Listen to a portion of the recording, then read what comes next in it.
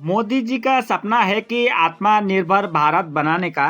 সকলের অর্থনৈতিক স্বাবলম্বিতা সুনিশ্চিত করার উদ্দেশ্যে অসম চৰকাৰৰ মুখ্যমন্ত্ৰী মহিলা উদ্যমিতা অভিযান সন্দৰ্ভত যুগুত কৰা এখন নিশ্চয় থাকব আপোনালোকৰ আগত আগবঢ়াবলৈ লৈছোঁ।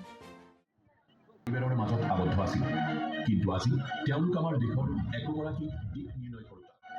তেওঁলোকৰ কষ্ট তথা সাহস বৰ্তমান হৈ পৰিছে আত্মনিৰ্ভৰ ভাৰতৰ এক বৃহৎ চালিকাশক্তি।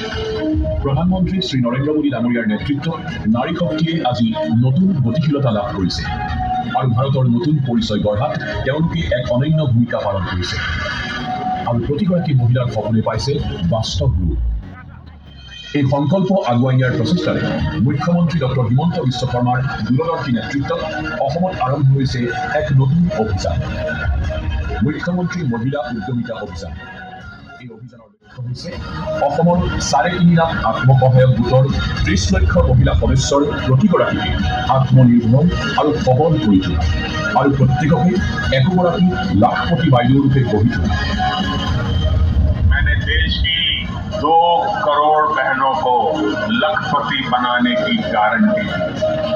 अब 2 करोड़ के बजाय 3 करोड़ बहनों को लखपति दीदी बनाया जाएगा।